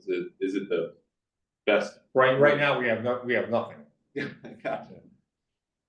Yeah, tax credit voucher, I mean, I think it at least gives us options. Yeah, Yeah, you're right. otherwise, we're fine. No discussion?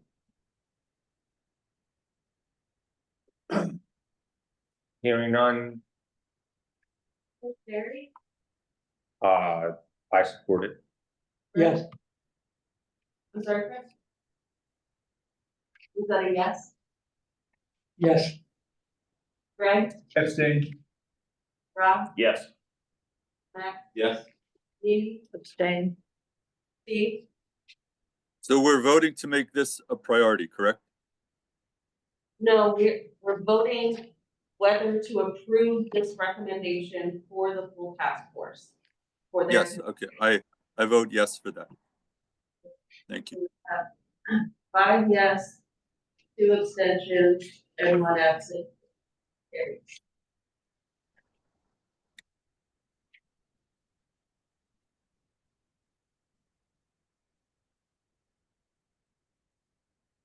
All right, we'll do appendix A real quickly.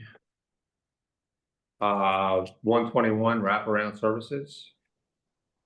So your motion, so moved. Gotta scroll that far.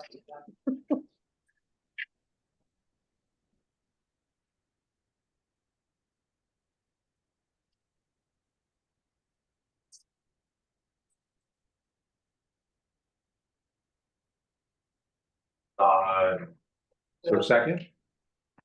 We're on 121. Yes. Is there a second? There's a motion. there was a motion. So wait, Sherry motion and Matt second. And then, any discussion?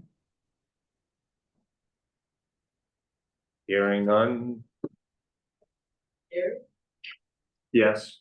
Fred, Yes, Greg, Yes. Rob, Yes. Matt, No, Mimi, No. and Steve.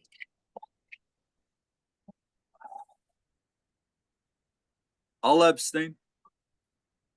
We have 4 yes, 2 no, 1 abstention, and 1 absent.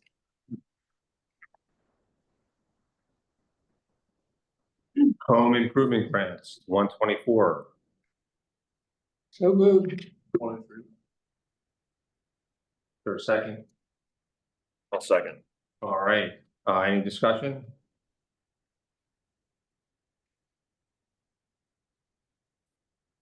Hearing none. We'll begin the voting. I support it. I'll abstain. Greg, Abstain. Rob, Yes. Matt, Yes, Mimi, Yes. and Steve. Yes, 5 yes, 2 abstentions, 1 absent. 107, establish a voucher program for manufactured housing. So moved. Any second? Second. Sorry. Greg, Any discussion? Question? Yep.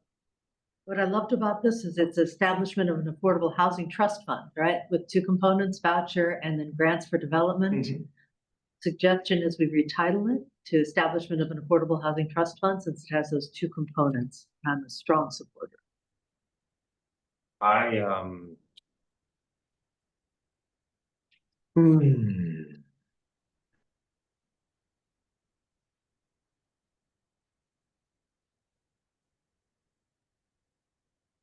I'm scared to relabel it as a trust fund, that's all.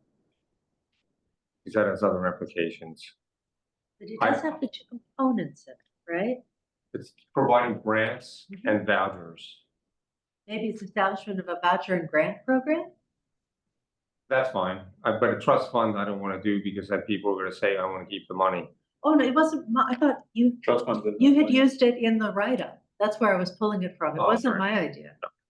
I loved your idea. Under what's the name? I have it up here, Jerry. That's an establishment of a voucher program. Yeah, the purpose of this legislation is to create an affordable housing trust fund that would have two components. First, provide vouchers. But this is for more than just manufactured housing, essentially. I want this for the whole state. I'm just talking So the- about the title. It's got these two Yeah, the components. nature of the proposed legislation, which is on that. My What's the concern, matter with the title? Well, I pulled straight from your write-up, so I was Yeah. suggesting establishment of an affordable housing trust fund for manufactured housing, but you could rewrite the write-up to eliminate that phrase if you're thinking that'll create problems, and have it be a voucher and grant program that would have two components, because then you talk about how much money is going to be coming in to the vouchers and the grants below. So I think it'd be really great if you acknowledge that grant component to your proposal in the title. It's not just vouchers, it's development to expand supply. And then support people That's fine. in there. The my voucher concern and is grant program? strictly with transparency. Well, it all has transparency. I basically just want to see where the money's going. I looked at that thing that I sent to everybody of, from RHP from 2019. I want to know where that money's going. But that's a private company. That's a little bit different than a public entity. This is no different than the RTA. The trust Yeah, authority, but- it has full transparency. It has to have transparency does. where that money's going, where the voucher's going. But any fund like this does, it's just the nature of it. You have my concerns. It's all right, that's fine. All right. Hearing no further discussion. Well, I'm in favor of it. I'm gonna vote no. No, Greg, Yes. Rob, Yes. Matt, Yes. Amy, Yes. Steve. Yes, Okay, so we have 6 yes, 1 no, 1 F. Carries.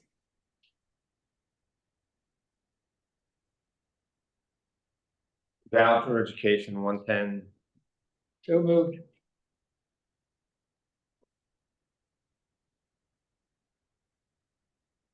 Second.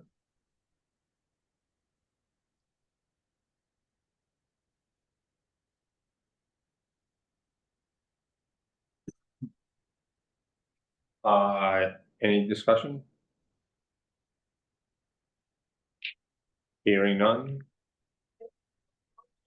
Yes. Fred, Abstain. Greg, Yes. Rob, Yes. Matt, Yes. Amy, Yes. and Steve. abstain.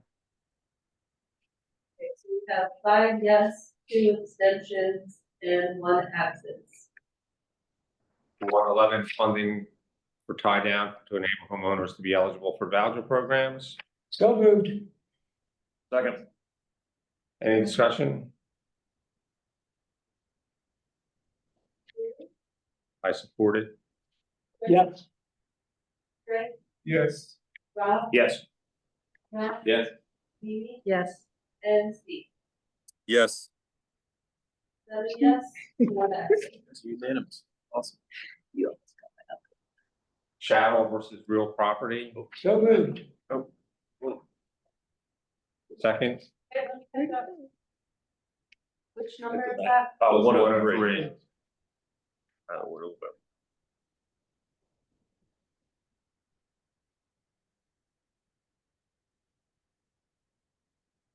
Fred? Anybody second? I'll second.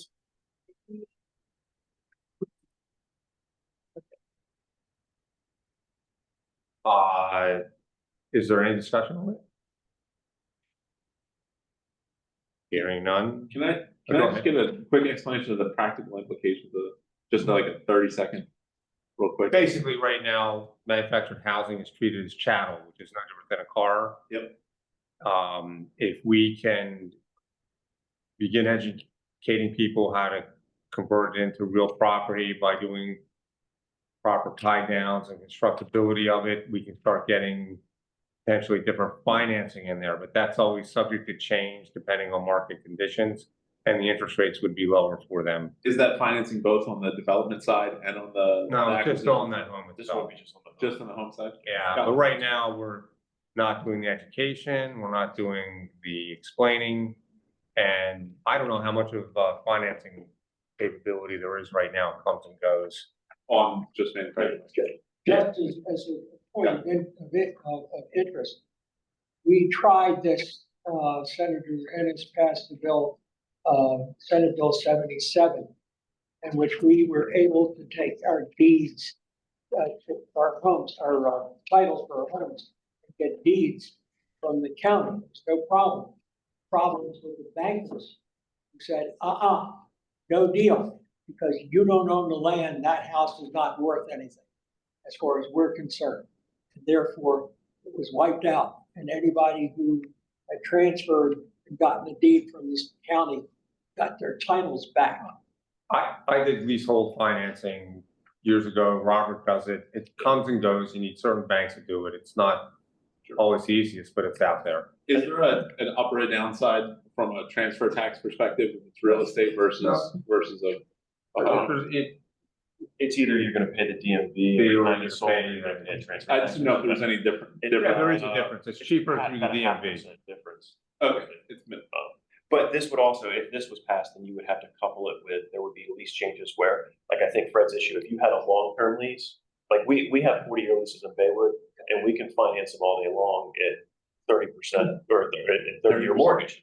30-year mortgages, and there's no restrictions, any bank, any mortgage company, VA loans, whatever. Hey, guys, we got a little bit of time, we got some more of these to go through. It's So, fine. any other, since there's no more discussion, I'm cutting it off.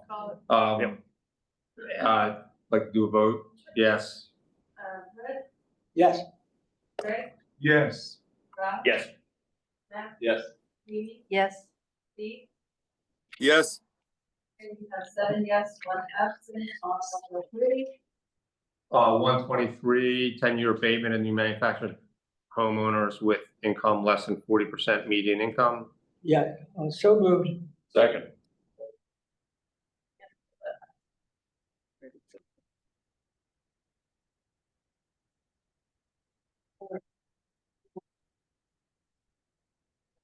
Brian, who did the second? And this is only moving forward, it's not Yeah, going back and that's correct. releasing of a past That's right. taxes, okay? Any discussion? Hearing none, I support it. Yes, Yes. Rob? Yes. Matt? Yes. Mimi? Yes. And Steve? New education, manufactured, What's Steve vote? oh, I'm sorry. Steve? yes, Okay, 7 yes, 1 absent. New manufactured homeowner education, so moved. The number? 115.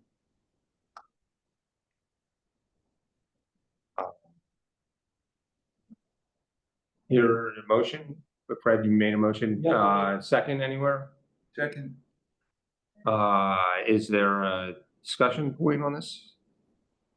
Let's say hearing none, I support it. Yes, Greg? Yes. Rob? Yes.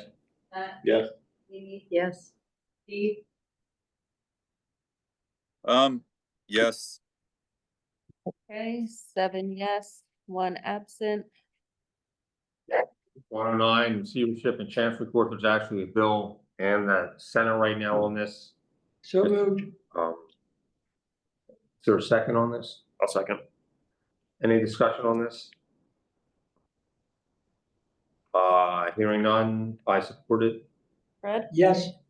Greg, Yes. Rob? Yes. Matt, Yes. Mimi, Yes, Steve? Yes, Okay, Solar farm subsidization for manufactured home residents. So moved.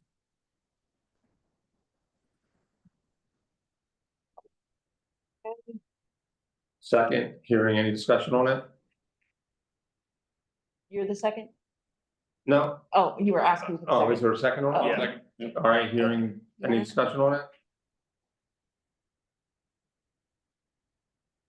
Okay, Jerry, I support it. Fred, Abstained. hey, Greg, Yes. Rob, Yes. Matt? Yeah. Mimi, yes. and Steve. abstain. Okay, so we have 5 yes, 2 abstentions, 1 absent. First time home buyer program for manufactured home buyers. There isn't one So now, moved. 1.18. Second, Any discussion? Hearing none, I support it. Fred, No. okay, Greg, Yes. Rob, Yes. Matt? Yes. Mimi, yes. Steve? Yes, We have 6 yes, 1 no, and 1 absent. Can we do the appendix B as a batch rather than, and anybody can pull one off if they want, rather than do each of them individually? We're out of time. And then I'd like to make a comment about rent control and possibly go back to that. They're pretty straightforward.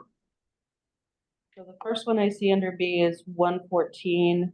No, it would be, we're talking about D as in David. Oh, D, sorry. I was like, Okay, never mind. That's a financial advisor for acquisition of like homeowners, state financial assistance.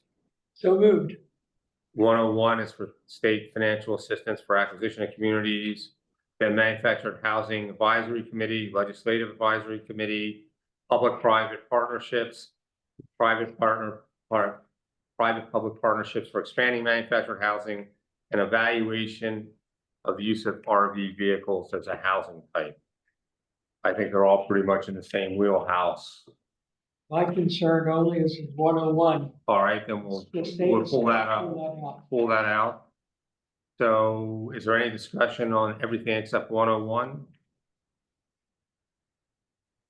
So we're, Move for adoption. hang on, the note takers need to pause. So we're voting, we're keeping 102, we're keeping 127, 117, 122, 126, and 128. 128, okay. All right. And, is there a motion on the table? That's what it is. I make a Second. motion. second. Second, any discussion? Hearing none, let's vote. I support all those. Fred, Yes on all. Greg, Yes. Rob, Yes. Matt, Yes. Mimi, Yes, and Steve. yes, All right, 101, state financial assistance for acquisition of communities by homeowners. Is there a motion? Matt? So moved. Second, Second. any discussion? Yes. let me pull The it up. problem that we have is the fact is that the state should not be in the position to up the price of the community. I would amend that is that it would be based on the assessed value of the community. In that, if the community is for sale, then it would be based on the assessed value of the community. Therefore, state assistance would be an asset. Otherwise, the state is in a position to raise the cost of the community. Therefore, whoever buys the community has to pay more. The tenants will be paying more for it in rent. So when the first community was bought, I was involved peripherally on it. sometime Woodell. Minquidale. Yes. And I think it would be helpful if the state or an agency, or if some state group could provide equity on a temporary basis or a bridge loan basis for these individuals. Yes. We well, want to acquire. What happens with my community, that we were able to get $11 million, it was $16 million. What's the state? Hold it, Fred, let me finish. It shouldn't be assessed value, it should be appraised value in the community. And nobody would lend money above the appraised value. So the real issue is, that's why you have a financial advisor, and they would help out in determining that. But that's why we put some safeguards in there. But to say that we shouldn't do it, I would think be a problem. So we would use the appraised value, and that would be part of the process. And any financial advisor worth his salt would know that. But that's where we are. You want to vote no, go ahead. I mean, I want to call the motion. We're out of time, and I have to make a comment about rent control real quick. Okay, I'm going to be voting yes with the That's obvious. asterisk All right. on it. Hearing no further discussion, I support the motion. Yes. Okay. Greg? Abstain. Okay, Rob? Yes. Matt? Yes. Mimi? Yes. Steve? Yes, Okay, so we have 6 yes, 1 abstention, and 1 absence. I would like to talk about 112 and 113 again. That was sort of a didn't pass motion, and that's a really critical component of it. I'd like to have the committee possibly reconsider it, because if that is not part of our structure going forward, we're not going to be able to expand manufactured housing. There's nobody who's going to even consider looking at building a new community, a rent control environment. I don't think we should, period. All right. If you want to basically use it, but you build a house, put the houses on and rent it. And that's being done.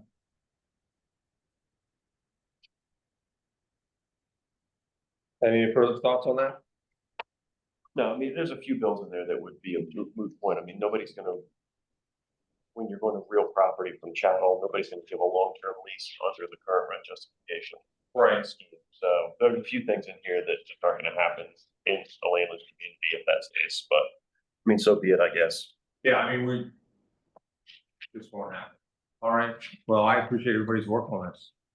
We do need to ask for public comment.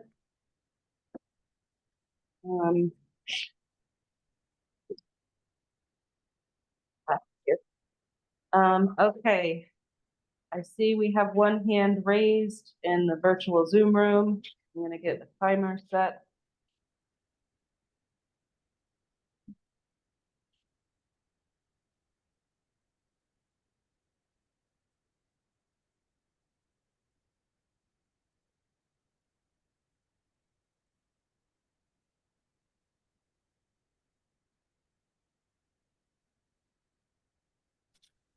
Okay, Lisa, again. Hi, I'm Lisa Rice. Thank you for allowing me to speak today. I would like to just say, thank you for supporting, wraparound services, and for what it's worth, if they're successful, they're meant to, at the very least, to help a family and an individual thrive. But, all fingers crossed, it's hoping to get an individual and families, off the system of support for rent. I don't want anyone to feel bad because they have to make money. Because all of us do. If you're a developer, a landlord, a disabled mom, everybody. So I just wanted to say that there's no shame in that. Regarding the rebirth, I didn't think I'd say this, but my son's occupational therapist is mid-20s, I think. And her husband is a college graduate and military, I believe. And they're living in a camper in Delaware right now and love it. And I just thought she was nuts but, I started thinking about it as I was listening to you guys. And that whole fire movement on TV and stuff with kids, you know, retiring early.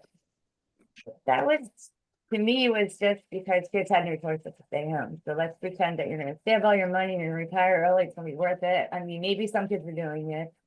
But I could see this being, young professionals wanting to do that. I didn't think that, but yeah, I do. I'll have to ask, I'll ask my son's therapist and just kind of pick her brain about it, but I didn't expect that. Besides that, I'll call it. Thanks for your time today. Thank you. Thank you. Lisa. Okay, is there anybody else online who would like to give public comment? If so, please raise your hand. We will accept written public comments emailed to housing.taskforce@delaware.gov. Any written comments received within the next 48 hours will be appended to the meeting minutes.